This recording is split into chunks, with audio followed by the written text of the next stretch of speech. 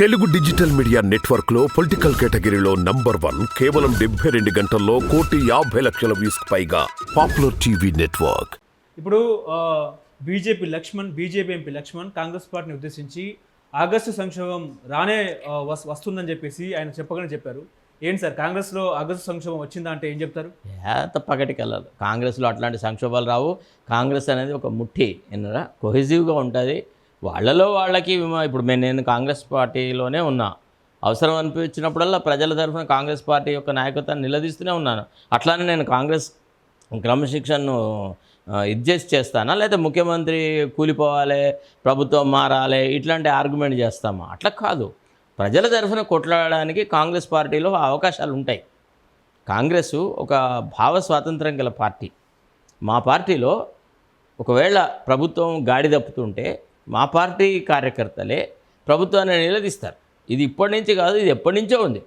With in the Congress Sardar Vallabhbhai పటేల్కు, జవహర్లాల్ నెహ్రూకు difference of opinion ఉండదు. గాంధీజీకి, సుభాష్ చంద్రబోస్కు డిఫరెన్సెస్ ఉండదు. ఇట్లా రకరకాలుగా జరుగుతూ వచ్చింది. ఇది మొదటి నుంచి కాంగ్రెస్లో ఉన్నదే.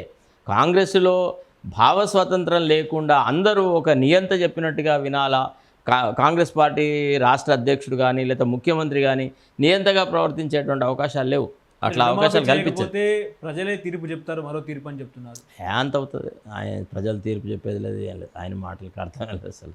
ఆయన ఎవరు పట్టించుకున్నారు? ఆయనే ఎక్కడికో మైగ్రేటెడ్ బర్డ్, ఇక్కడ గెలవలేక వేరే చోటికి పోయి ఇచ్చేసినాడు. అంత ధీరోదాత్తుడు, అంత పెద్ద పట్టుదల గల వ్యక్తి అయితే లక్ష్మణ్ ఎందుకు మరి తెలంగాణ నుంచి మొన్న ఎంపీ ఎన్నికల్లో పోటీ చేయలేదు? ఏమండి, ఆయన ఎందుకు చేయలేదు? ఆయనకి ఎమ్మెల్యేగా తప్ప వేరే ఎన్నడూ ఏ పదవికి ఎక్కడ గెలిచిన సందర్భాలు లేవు.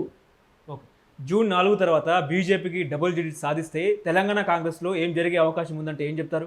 ఏం లేదు, అంతర్మథనం జరుగుతుంది. అసలు ఎక్కడ పొరపాటు జరిగింది అనే విషయం ఆలోచిస్తాము. ఇంకా ఎట్లా కాంగ్రెస్ పార్టీని స్థిరీకరించాలి, బలపరచుకోవాలనే విషయాల్లో ఒక చర్యలు జరుపుతాయి. ఎవరెవరి వల్ల పార్టీకి నష్టం జరిగిందో వాళ్ళకు కొద్దిగా ఉండే అవకాశం లేకపోలేదంటారా? జంపింగ్ లేదు, బంపింగ్ లేదు, ఎవరు చేయడు. అసలు కాంగ్రెస్ పార్టీని వదిలిపెట్టి పోయే ప్రసక్తి లేదు. కాంగ్రెస్ కార్యకర్తలు, కాంగ్రెస్ నాయకులు పార్టీ పట్ల పూర్తి విధేయత కలిగి ఉంటారు.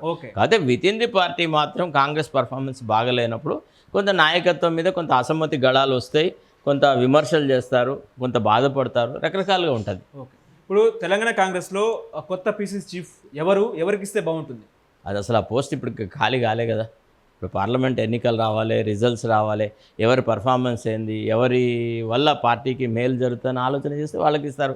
కాంగ్రెస్ పార్టీలో ఎవరైనా పీసీసీ అధ్యక్షుడు అయ్యేటువంటి నాయకులు చాలామంది ఉన్నారు. ఒక్కళ్ళే కాదు, ఒక 10ల సంఖ్యలో కూడా పీసీసీ అధ్యక్ష స్థానానికి సరిపడే నాయకత్వపు లక్షణాల వాళ్ళు ఉన్నారు. అందులో ఎస్సీలు ఉన్నారు, ఎస్టీలు ఉన్నారు, బీసీలు ఉన్నారు, రకరకాల వాళ్ళు ఉన్నారు. కాబట్టి అసలు ఆ సమస్య, ఆ చర్చే ఉండదు. ఎవరి నెత్తి మీద కిరీటం పెడితే వారే పీసీసీ అధ్యక్షుడు, వారి నేతృత్వంలోనే పార్టీ అంతా ఒక్క తాటి మీద నడుస్తుంది.